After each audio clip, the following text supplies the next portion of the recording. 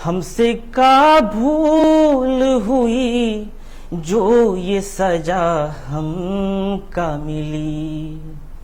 हमसे का भूल हुई जो ये सजा हमका मिली। अब तो चारों ही तरफ बंद है दुनिया की गली। हमसे का भूल हुई जो ये सजा हमका मिली। जिंदगी प्यार का गीत है, इससे हर दिल को गाना पड़ेगा। नमस्कार, स्वागत है आप सबका केवी स्टूडियो बेगूसराय में। मैं हूं आपका दोस्त गौरव कुमार पाठक। संगीत का हर कोई दीवाना है, मैं भी संगीत का दीवाना हूं और संगीत साधना है। और हमारे इस केवी स्टूडियो के द्वारा संगीत प्रेमियों को, संगीत को दिल से चाहने वालों को, और संगीत चाहे वो लिखते हो या गाते हो, उन लोगों के लिए एक बड़ा प्लेटफॉर्म डॉक्टर रोशन कुमार ने दिया है। हम संपूर्ण जिलेवासियों की ओर से डॉक्टर रोशन सर को भी धन्यवाद देना चाहेंगे, जिन्होंने एक प्लेटफॉर्म दिया है जहां पर सपने को सच कर रहे हैं हमारे जिले के नवोदित कलाकार अपने गायकी के द्वारा। और ऐसे ही एक गायक से मैं आपको रूबरू कराने जा रहा हूं, जिन्होंने केवी स्टूडियो के प्लेटफॉर्म से अपने गीत को गाया और लाखों लोगों ने उनके गीत को सराहा है। जी, हम बात कर रहे हैं विपिन बहार की, जिन्होंने बहार को लूट लिया है और हर जगह बहारों में छा गए हैं अपने नाम के जैसे ही। आइए इनसे मिलते हैं और जानते हैं कि क्यों इन्हें संगीत से प्यार है और ये क्या करना चाहते हैं आगे संगीत में और अपने भविष्य में। साथ ही साथ इनके संघर्ष को भी सुनेंगे और इनके पारिवारिक पृष्ठभूमि के साथ साथ इनके पूरे परिचय को हम आप तक पहुंचाएंगे। और हम आपसे अपील करना चाहेंगे तमाम कलाकारों से कि एक मुहिम, एक ऐसा प्लेटफॉर्म जिससे जुड़ करके आप भी अपने सपने को हकीकत में बदल सकते हैं। आपको अपनी पहचान मिल सकती है और वह पहचान देगी हमारा यह केवी स्टूडियो। तो आए इस केवी स्टूडियो से जुड़े और अपने सपने को सच करें। पुनः एक बार डॉक्टर रोशन कुमार को धन्यवाद, जिन्होंने इस तरह का एक बेहतरीन प्लेटफॉर्म बनाया है। आइए हम इनसे मिलते हैं और बात करते हैं इनसे। विपिन बहार जी, हमारे स्टूडियो आप आए हैं। इससे पहले भी आप ऑडियो रूम में अपना गाना रिकॉर्ड कर चुके हैं और लाखों लोगों ने इस गाने को देखा है। सबसे पहले आपके गाने को लाखों लोगों का प्यार मिला, इसके लिए बहुत बहुत बधाई आपको। और फिर से आज हमारे साथ आप बात करने के लिए हैं, तो ढेर सारी शुभकामनाओं के साथ बहुत बहुत अभिनंदन आपका। हम चाहेंगे जो दर्शक आपको यहाँ से देख रहे हैं, आप उनसे अपने बारे में बताएं और अपने स्कूली लाइफ के साथ साथ अपनी पढ़ाई के बारे में, अपने संगीत के बारे में। तो हमारा ये कहना है कि जो दर्शक देख रहे हैं आप उनसे अपने बारे में बताएं। सबसे पहले तो केवी स्टूडियो के जितने भी दर्शक हैं, मैं उनको धन्यवाद कहना चाहूँगा। मेरा नाम विपिन बहार है। मैं अपना प्राथमिक शिक्षा राजकीय कृत मध्य विद्यालय चकियदू मालपुर से प्राप्त किया हूँ। यह विद्यालय खुदाबंदपुर प्रखंड में पड़ता है। यह एक सरकारी विद्यालय है, लेकिन जिस समय मैं इसमें पढ़ रहा था उस समय इसमें जो पढ़ाई होती थी एकदम प्राइवेट स्कूल की तरह पढ़ाई होती थी। और इसके जितने भी शिक्षक जो थे, जैसे संजय सर थे, विद्यानंद सर थे, ललिमा मैडम, उर्मिला मैडम, ये सब बहुत ही ज़्यादा हेल्पफुल थी। फिर मैं 6 to 12 की पढ़ाई जवाहर नवोदय विद्यालय बिशनपुर बेगूसराय से किया हूँ। और नवोदय विद्यालय ने मुझे इतना कुछ पढ़ा दिया है कि आज जब भी मैं बच्चों को ट्यूशन लेता हूँ तो कहीं कुछ भी हमको पढ़ाने में दिक्कत नहीं होती है। उसके बाद फिर मैं 2 साल टीचर ट्रेनिंग किया। उसके बाद फिर सीटेट भी क्वालिफाई कर चुका हूँ और फिलहाल अभी मेरा पढ़ाई जारी है। मेरे पापा का नाम अर्जुन राम है, वो अभी जो है गांव में ही रहते हैं। अभी आपने कहा कि आप सीटेट क्वालिफाई हैं और एक शिक्षक के रूप में काम कर रहे हैं, सेवा दे रहे हैं। बाद में भविष्य में आप अन्य जगहों पे भी शिक्षा देंगे। हम आपसे ये जानना चाहेंगे कि संगीत और शिक्षा दोनों के साथ साथ कैसे लेके चलते हैं आप? देखिए, बहुत सारे लोगों का मानना है क्या कि संगीत में अगर जुड़ जाते हो तो पढ़ाई डिस्टर्ब हो सकती है, लेकिन ऐसा कुछ नहीं है। जिस तरह से गांव में लोग क्या करते हैं, अगर उनको कोई काम नहीं मिलता है या खाली बैठे हुए रहते हैं तो बहुत सारे नकारात्मक जो चीजें हैं उसको वो करने लग जाते हैं। जैसे बैठकर ताश खेलने लग जाते हैं या इधर उधर घूमना या गलत संगति में पड़ जाते हैं। लेकिन हम लोग क्या करते हैं कि अगर कोई ऐसा समय जिसमें हम लोग खाली बैठे हुए रहते हैं, इसी तरह का म्यूजिक सुनते हैं। सुनते तो हर कोई म्यूजिक है, लेकिन हम लोग क्या करते हैं, म्यूजिक सुनने के साथ साथ उसको गाते भी हैं। बस यही सिर्फ अंतर है हम लोगों के बीच। और क्या कभी आपने सोचा था कि आपके गीत को लाखों लोगों का प्यार मिलेगा, और अब जब लाखों लोगों ने इसे सराहा है कैसा लग रहा है आपको? नहीं, आज तो हम ये बात कभी नहीं सोचे थे कि इतने सारे लोग हमको देखेंगे, इतना प्यार देंगे। लेकिन जब केवी स्टूडियो के माध्यम से आज हमें लाखों लोग देख रहे हैं, प्यार कर रहे हैं, ये देखकर और सुनकर हमको बहुत अच्छा लगता है। प्यार में जिएंगे मर जाएंगे, प्यार जलने वालों को जला। संगीत गाते हो आप, संगीत से लगाव है आपका, तो हम आपसे ये जानना चाहेंगे कि कब से लगाव हो गया संगीत से, कब से जुड़ गए आप संगीत से? हम जब से पढ़ाई शुरू किए हैं तभी से हमको संगीत में इंटरेस्ट है। मैं जहाँ पर नवोदय की तैयारी कर रहा था वहाँ पर भी मैं फर्स्ट बार स्टेज प्रोग्राम किया था। वहाँ पर जब भी स्कूल या कॉलेज में भी या स्कूल में भी, नवोदय विद्यालय में भी जब था, वहाँ पर भी हम लोग स्टेज प्रोग्राम करते थे। तो जो स्कूल टीचर थे या जो भी आसपास के क्लासमेट हो गए या स्कूलमेट हो गए, सिर्फ उन लोगों को ही पता था कि हम गाते हैं। क्योंकि उस समय तो सोशल मीडिया था नहीं कि हम अपना सिंगिंग को जो है लोगों के सामने पहुंचा सके या लोगों से जुड़ सके। तो बहुत सारे लोगों को पता नहीं था, आज तक भी पता नहीं था कि हम गाते भी हैं। लेकिन आज जब हम क्या करते हैं, सिंगिंग को जो है सोशल मीडिया पर शेयर करते हैं, तो बहुत सारे लोगों को लगता है कि ये पढ़ते पढ़ते जो है सिंगिंग करना शुरू कर दिया है। लेकिन ऐसा बात नहीं है। हमारे जितने भी कोचिंग, ट्यूशन, स्कूल या जवाहर नवोदय विद्यालय जितने भी टीचर हैं, सबको पता है कि हम गाते हैं। और जब मैं नवोदय विद्यालय गया था, वहाँ पर भी मेरी पहचान जो है एक सॉन्ग के माध्यम से ही हुआ था और पूरे स्कूल के लोग हमको पहचानने लगे थे। आज भी बहुत सारे जो सीनियर भैया हैं वो सिर्फ हमको इसलिए जानते हैं क्योंकि मैंने वहाँ पर सबसे पहले बार जो सॉन्ग गाया था वो ये था कि हमसे का भूल हुई जो ये सजा हमका मिली, हमसे का भूल हुई जो ये सजा हमका मिली। अब तो चारों ही तरफ बंद है दुनिया की गली, हमसे का भूल हुई जो ये सजा हमका मिली।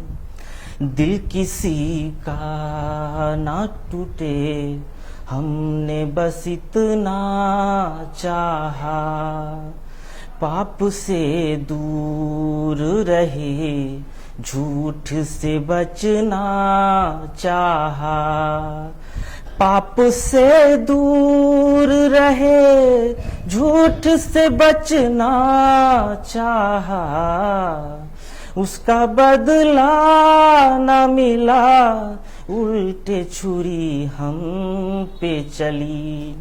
इसी सॉन्ग के माध्यम से मेरा जो है नवोदय में शुरुआत हुआ था। और जब मैं 12th क्लास में था उस समय भी सारे स्टूडेंट जो थे वो सब रूम में पैक होकर बंद होकर पढ़ रहे थे। और उस समय भी जब भी कोई स्टेज प्रोग्राम होता था मैं स्टेज पर होता था। ऐसा जरूरी नहीं कि मतलब जो रूम में बंद हैं या बाहर नहीं निकल रहे वो अंदर में पढ़ ही रहे हैं, ऐसा जरूरी नहीं है। हो सकता है कि वो सो रहे होते हैं, लेकिन जो हर एक्टिविटी में हमेशा एक्टिव रहते हैं वो हर काम कर सकता है। देखिए हर किसी का अपना एक पसंद होता है, जीने का एक स्टाइल होता है। आपको संगीत से लगाव है, हमें भी संगीत से बहुत प्यार है। गाना गाना और गाना लिखना दो अलग अलग चीजें होती हैं। और अगर हम बात करें गायक की, तो संगीतकार की अहम भूमिका होती है। अगर वो गाना लिखे नहीं, अगर बहुत सारे ऐसे गाने जो अमर हो गए हैं जी, तो आप गाना लिखते भी हैं जी और गाना गाते भी हैं। हाँ। ये तो सोने पे सुहागा है जी। हम चाहेंगे कि कुछ गाने जो आपने लिखे हैं, और ये गाना लिखने की प्रेरणा किन से मिली और क्या लिखा है आपने अब तक?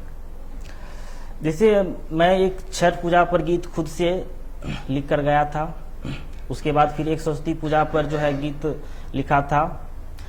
उसमें था ये, हे शारदे माँ हम पर भी दया करो। इस तरह का जो सॉन्ग था वो मैंने खुद से लिखकर और स्टूडियो में गाकर उसको अपलोड किया था। उस पर भी मुझे अच्छा रिस्पॉन्स मिला था। ये और कुछ याद है आपको जो आपने लिखा था? हाँ, और बहुत सारा सॉन्ग लिखा हूँ, लेकिन उसके बारे में भी थोड़ा सा गाने के मतलब हाँ। दो बोल जो गाना आपने लिखा है, जैसे हम लोग कोई कुछ लिखते हैं तो उसको पंक्ति याद रखते हैं, एक दो बोल। हाँ, अगर आपको वो याद है तो थोड़ा सा रखें उस चीज को। हे शारदे माँ हम पर भी दया करो, हे शारदे माँ हम पर भी ध्यान करो। दिन रात तेरा नाम जपूं, सपनों में तेरा चेहरा देखूं, तुम ही तो मेरे दिल में हो, हे शारदे माँ हम पर भी ध्यान करो। अपने लाल को तुम हे मैया शरण में लो। अच्छा, संगीत को लेकर क्या सोचते हैं आप? संगीत में करियर की अगर हम बात करें तो काफी संभावनाएं हैं और संगीत लोगों के मन को, चित्त को प्रसन्न कर देता है, उसे शांत कर देता है। तो संगीत जी, को मेरा भी मेन मकसद यही है कि संगीत से जुड़ने का मतलब है कि संगीत के माध्यम से हम लाखों करोड़ों लोगों से हम एक साथ जुड़ सकते हैं। तो ये संगीत का सबसे बड़ा फायदा है। आप शिक्षक बनना चाहते हैं और संगीत में भी आगे बढ़ना चाहते हैं, तो फ्यूचर के लेकर क्या करना चाहेंगे? देखिए, मेरा कहना है कि बहुत सारे लोग कहते हैं कि अगर सिंगिंग करना शुरू कर दोगे तो तुम्हारा पढ़ाई डिस्टर्ब हो जाएगा, या बहुत सारे लोग बोलते हैं कि पढ़ लिख कर तुम सिंगिंग कैसे शुरू कर दिए हो या क्यों करने लगे, पहले पढ़ाई कर लो। तो मैं सबसे पहले यही कहना चाहूँगा कि जो सबसे अच्छा पढ़ेगा वही अच्छा से सिंगिंग भी कर सकेगा, या एक अच्छा पढ़ा लिखा ही वो अच्छा से सिंगिंग भी कर सकता है। तो इसलिए पढ़ना भी जरूरी है और साथ साथ उसके साथ सिंगिंग भी करना जरूरी है। संगीत साधना है और जब तक व्यक्ति साधक नहीं बनता है जी, किसी भी क्षेत्र में वो जाना चाहे तो सफल नहीं होता है। और संगीत सच में हमारे जीवन को पूर्ण बनाती है। हम आपसे ये जानना चाहेंगे कि आज लाखों लोगों का प्यार मिला आपको इसके स्टूडियो के माध्यम से, तो कैसे इसके बारे में जानकारी मिली और अब जब आपसे जुड़े हैं तो क्या कुछ बदलाव आया आपके जीवन में? मैं सोशल मीडिया पर ऐसे फेसबुक देख रहा था तो उसी समय जो है बार बार हमको डॉक्टर रोशन कुमार सर का जो है वीडियो उसमें दिखाई दे रहा था सिंगिंग का। मैं बहुत दिनों से सोच रहा था कि मैं कैसे कांटेक्ट करूं या ये स्टूडियो कहां पर है। फिर उसी वीडियो के नीचे में जो नंबर दिया हुआ था उस पर मैं कॉल किया और कॉल करके यहाँ पहुंचा। उसके बाद हमको ये सब सिस्टम के बारे में पता नहीं था। यहाँ पहुंचे, देखे पूरा सिस्टम अच्छा है। उसके बाद बहुत अच्छा डॉक्टर रोशन कुमार सर के द्वारा ये मंच हम लोगों के जैसे गायक को दिया जा रहा है। तो ये हम लोगों के लिए बहुत बड़ी बात है कि हम लोगों को यहाँ पर आकर अपना सिंगिंग करने का या लाखों लोगों से जुड़ने का जो मौका मिल रहा है। ये जो केबी स्टूडियो के माध्यम से डॉक्टर रोशन कुमार सर जो एक प्लेटफॉर्म तैयार किए हैं, ये हम लोगों के जैसा या हम लोगों के जैसे सिंगर के लिए बहुत बड़ी बात है या सपने जैसा है। हमने कभी सोचा भी नहीं था कि लाखों लोग मुझे देखेंगे, इतना प्यार करेंगे। तो ये हम लोगों के लिए बहुत अच्छी बात है। और सबसे बड़ी बात ये है कि ये जो यहाँ पर जो मंच जो तैयार किया गया या जो भी सिंगिंग करने के लिए आते हैं यहाँ पर बिल्कुल भी निःशुल्क है। जितने भी केबी स्टूडियो के दर्शक हैं उनसे भी मैं कहना चाहूँगा कि आप लोग भी आए और अपना जो भी कलाकारी है या आपके अंदर जो भी टैलेंट है उसको दिखाएं। एक प्रश्न हम लेना चाहेंगे, जो आप बनना चाहते हैं संगीत के साथ साथ आप बच्चों को शिक्षा दे रहे हैं जी, तो वर्तमान शिक्षा को लेकर के और भविष्य में अगर आप शिक्षक बनते हैं तो शिक्षा को बेहतर बनाने के लिए आप क्या सोच रहे हैं?